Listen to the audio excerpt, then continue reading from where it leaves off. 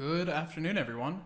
This is Henry with simplertrading.com, and in tonight's free video, I thought I'd bring you some gold analysis. I'm sure there's probably at least one or two gold bugs out there, and the precious metal has really been in play this week as you saw the meltdown in the cryptocurrency space.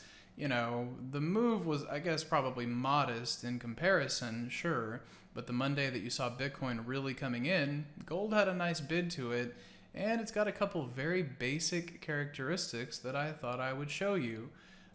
The trend line, and we're going to take this from the current high of 2089, and then I think the spot to anchor to is rather obvious, right? I would take it right there to the other high that really stands out, and then we can extend this over to the right till we can see, basically to show that gold is starting to break trend, and something that I think will be significant as we prepare for higher prices.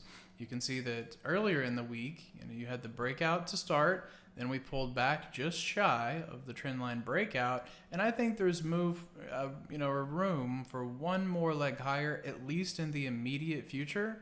And I'm trying to use some intraday squeezes, so we'll see if these resolve on Friday the 21st, or if they take into next week. Remember that next week is a full 5-day trading week, but then the 31st, the markets will be closed.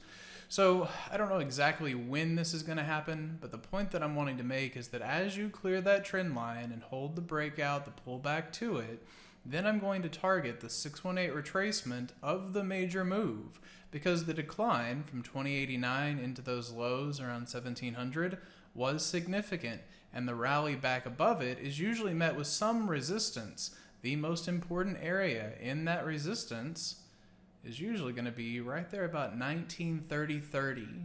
So I'm going to try to catch, we've got some longer dated positions that will probably be holding into the summer, but then, for Friday and as you get into next week, I think you try to take gold from the 1875 into 1930. We'll see how it acts there.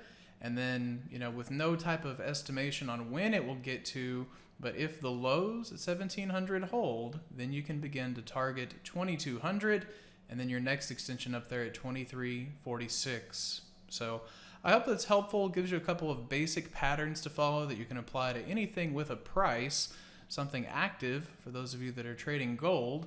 We'll see how those ideas play out into next week. So y'all have a great weekend, and I'll see you then. Without simpler trading, I could not have financial independence. This is one of the best investments I ever made in my life. It's helping me find consistency. It's one of the things that won me